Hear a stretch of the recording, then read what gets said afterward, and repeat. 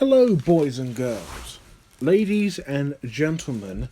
My name is Client Zoka, and welcome to another My Thoughts On. Today, as promised, I will be talking about Abominable, the new DreamWorks animated film directed by Jill Colton, who previously directed Open Season from 2006. Oh boy, we're in a bad place, aren't we? And this is kind of a fucking coincidence since this was released yesterday in the UK, and Smallfoot came out today last year. And Abominable came out the 27th. Smallfoot came out on the 28th of September in the United States. And they're both about yetis. Something very peculiar is going on. I don't quite get why these two had to be released like next to their dates. I mean, not in the same year, but that's weird. Is DreamWorks and WAG, Warner Animation Group, having like some competition about who can be the best Yeti movie? I don't know. Don't care. Let's just talk about the film. So this is about this young girl named Yi.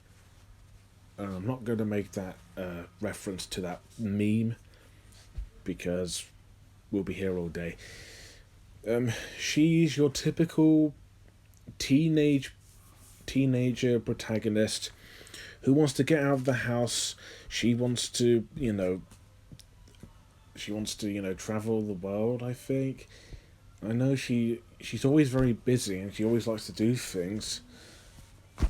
And you got the dead parent, and she has the thing that the dead parent had that she holds very dear. In this case, a violin from her dad.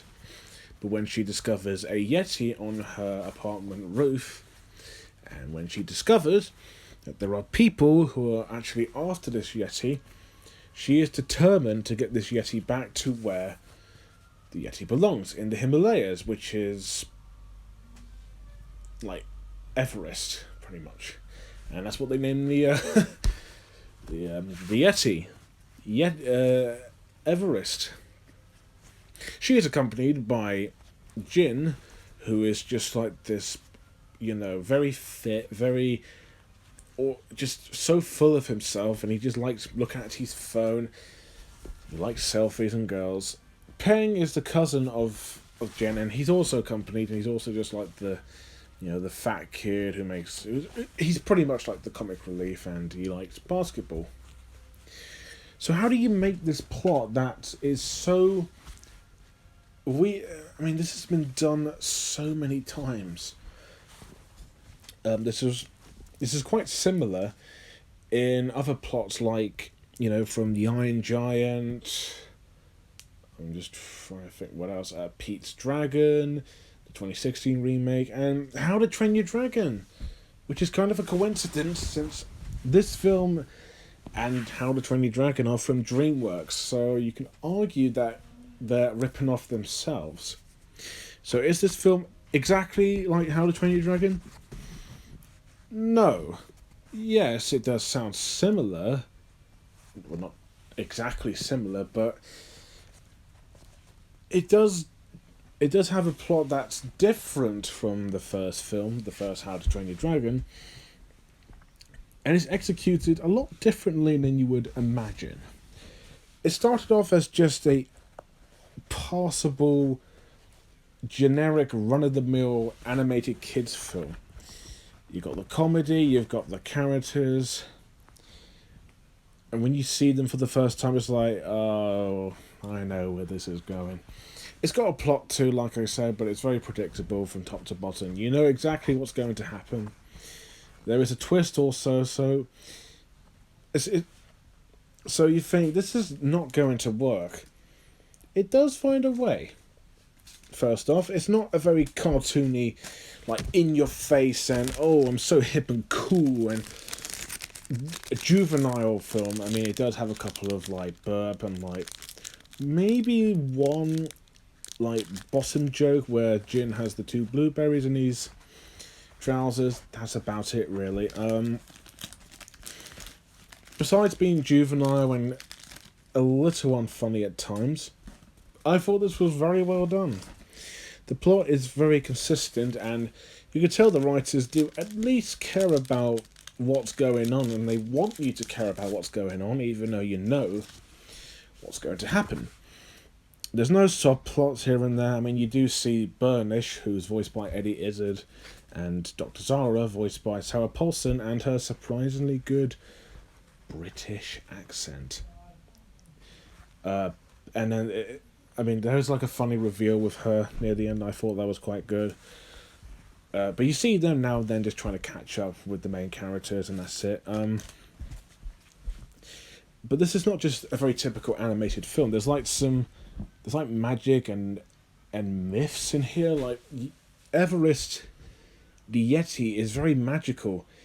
In the trailer, you can see him like riding the field like a wave, which is quite good. And then you can do so much, and I thought that's quite cool. It makes it a little more unique compared to like Smallfoot and all these other films about yetis and Sasquatches.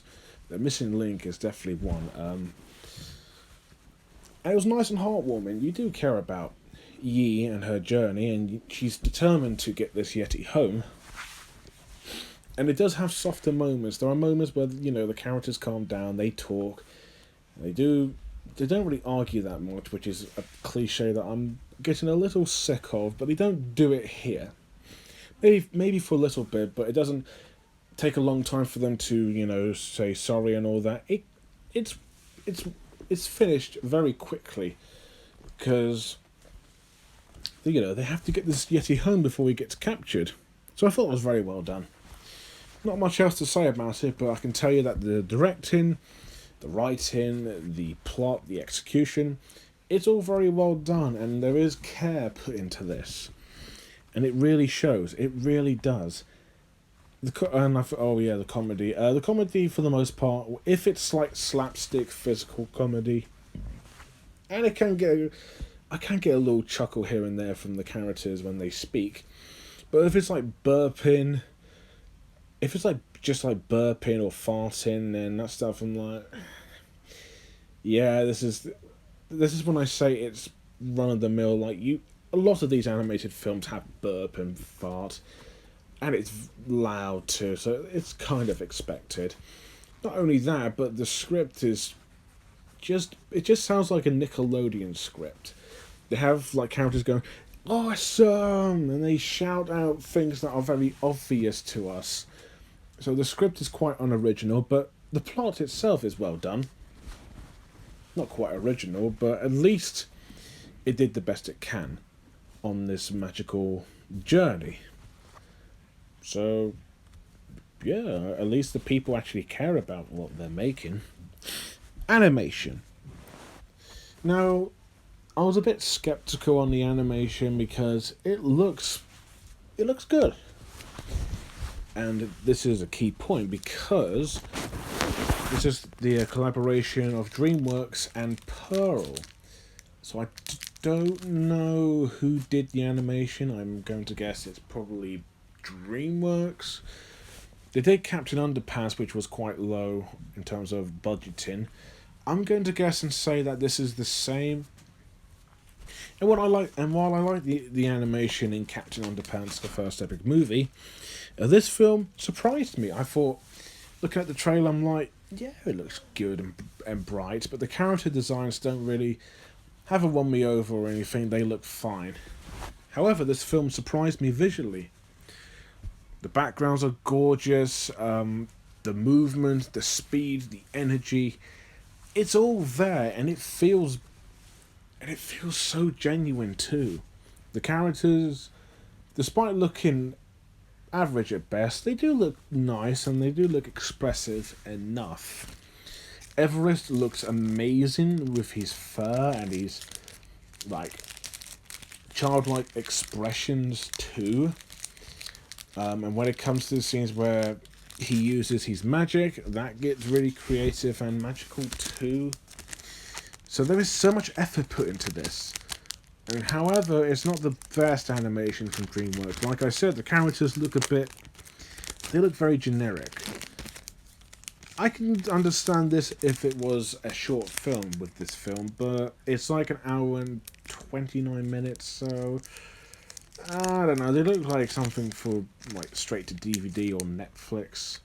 I think Netflix is probably the best one, but again, the characters look fine. They do look good, but nothing mind-blowing. DreamWorks can still prove that their animation can be just as good as Disney and Pixar, or even better. Even though it's not amazing, but they still did... Again, just like the plot, they still did the best they can with this animation. And it looks like they had fun too. So the animation gets a big thumbs up from me.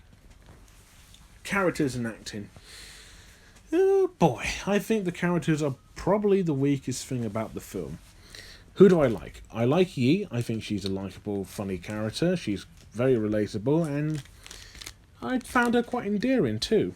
Everest is probably my favourite, obviously, because he's the bumbling, childlike creature. And I like him a lot. I thought he was cute and funny. Mr. Burnish, who started off as a villain who wants the Yeti back, but then you learn a little bit more about him, and I liked him. Not just because he's voiced by Eddie Izzard, but I thought he was enjoyable, at least. Dr. Zara is... alright, although her reveal in the film is very obvious, but I enjoyed her presence in the film, and I do like Sarah Paulson's voice performance too. Peng and Jin, where do I begin? First off, Jin's fine. I think he's alright. He seemed like the love interest for Yi, but they don't really establish it. He's more like a friend than a love interest. Peng is probably the most annoying character here. He's the fat kid who likes to drink, he likes basketball, and he says words like, "This is awesome! Oh, look how cool that is!" You know, that's what a lot of these animated films have. Characters saying awesome to a lot of things. Yeah, it's amazing, but you don't have to keep saying the same word. I don't know, but the voice acting is great. I like the people... Hold on. I like the actors who played Yi, Peng, and Jin. I don't remember their names. They did a good job. I think Jin is very convincing. Although, if they're Chinese, then why have they got American actors? Why can't they just speak in with Chinese accents? Yeah, it'll be slightly racist, but I don't know. I don't really buy the whole characters have different nationalities, like Chinese, or if they're Scottish or whatever, then they speak with an American accent. It's weird, but I like their performances. Good. I think they're great. Eddie Izzard is always a blast to listen to. He's great. Although I think his role as the villain is slightly more understandable than something like Cars 2. We won't go there. Sarah Paulson as Dr. Zara is a choice I didn't quite expect, and I think she does a really good job, especially with that British accent. Unless that's actually her doing it. If so, I think she could star in like a British live action film. I can definitely see that. Everyone else does fine. The guy who does the voice and vocals for Everest, brilliant. That's just what we need. So, with one likable Yeti, a mixed bag of characters, but most of them are memorable at least, along with some pretty good voice acting. You got these characters who are endearing, funny at times, and most importantly, fun and likable. On a side note, Rupert Gregson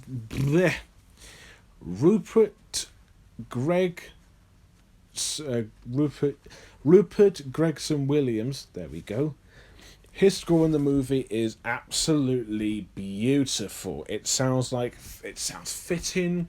The vocals are great. It doesn't feel generic at all. It feels wonderful. Along with the song "Beautiful Life" by Bebe Hexa or Rexa. Yeah, Bebe Rexa, I think. It's a pretty decent song as well. Well, DreamWorks, this may not be amazing, but it's good to know that you still make great films. Abominable is another great animated DreamWorks movie. It may not be amazing, but at least it's enjoyable. It has a simple yet well-told story, even though at best it's decent. The animation is beautiful. The characters are memorable and funny, especially Everest. The voice acting is good and the score is beautiful.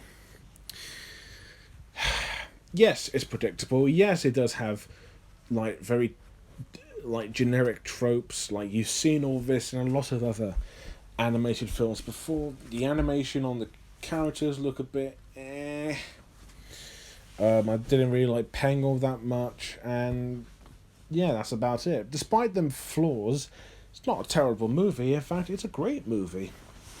Sure, How to Train Your Dragon: The Hidden World's better, but this is better than Shark Tale, Trolls, Boss Baby, all that. But Toy Story 4 is still way better than this film. But I'm happy that this film was a blast to watch. I'll give it a 8.8 out of 10. Not amazing, but a good family film nonetheless. So there you go. That's Abominable. I did successfully avoid spoilers, even though I do kind of know where it's going. Just saying. Anyway, so what's next? Oh, I've got something special for you guys. Next week, a Shaun the Sheep movie, Farmageddon, will be out, and I will be reviewing all 4 Wallace and Gromit shorts, which will be a lot of fun to do. The feature film Wallace and Gromit: The Curse of the Were-Rabbit, and that's about it, really. And I've already done the first Shaun the Sheep last year in February. Oh no, that was January, yeah. But yeah, so look out for those, and I'll be reviewing Farmageddon when it comes out. So yeah, if you've seen Abominable, let me know what you think below. Do you think it looks good, bad, decent? Do you want to see it? Let me know. And as always, thank you guys for watching. Don't forget to like, comment, and most importantly, subscribe. And until next time, where can I get a plushie of one of them Everest? Can I get a plushie Everest doll or something like that? He looks cute. I forgot to mention that, but he is very cute. I don't know.